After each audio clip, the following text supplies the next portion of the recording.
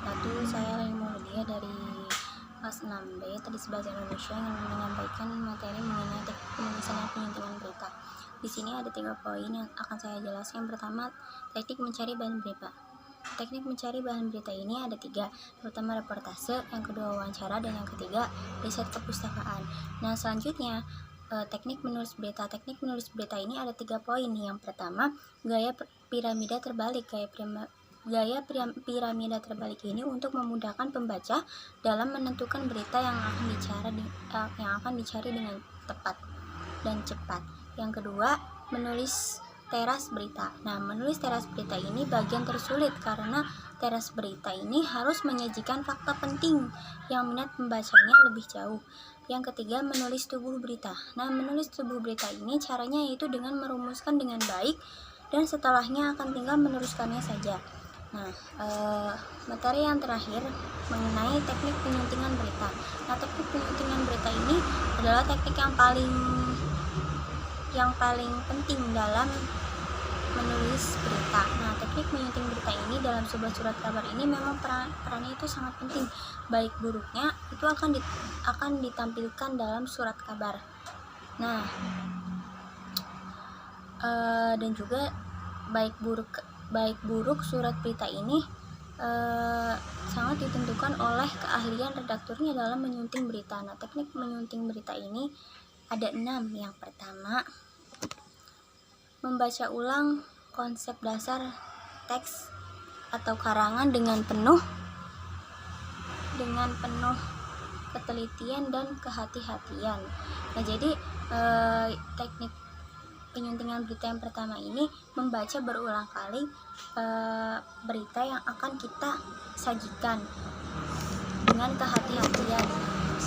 Dan yang kedua, mengidentifikasi dan memerhatikan kesalahan yang terjadi dalam teks berita dari segi bahasa, kalimat, kata-kata, seperti itu. Jadi setelah kita membaca ulang-ulang berita yang akan kita sajikan, kemudian kita mengidentifikasi dan memerhatikan kesalahan-kesalahan yang terjadi pada teks berita yang akan kita sajikan tersebut.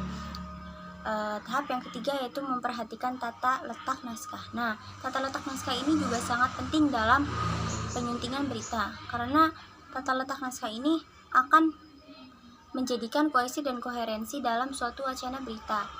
Nah, yang selanjutnya memperhatikan identasi, spasi, kerapian. Jadi dari segi tata tulis pun ini harus diperhatikan karena tata tulis ini sangat berpengaruh bagi pembacanya, bagi minat pembaca dalam membaca berita tersebut. Jika penyunting berita bisa memperhatikan hal-hal dalam teknik penyuntingan berita, maka berita yang disajikan pun akan baik. Selanjutnya, memperbaiki kesalahan teks atau karangan.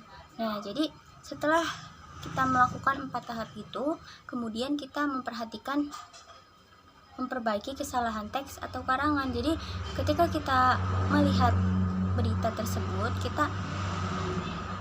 kita memperbaiki apa yang salah.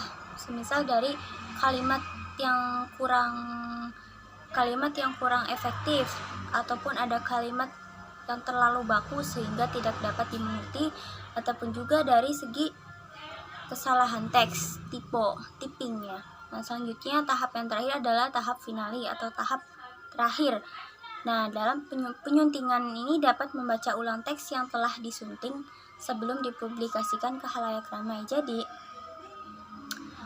tahap finali ini kita membaca ulang kembali teks yang telah kita sunting dari langkah-langkah sebelumnya sebelum kita mempublikasikan ke khalayak ramai. Karena apa? Karena untuk meneliti terlebih dahulu berita yang kita sajikan ini sudah baik dan benar atau belum, atau sudah koheren atau belum,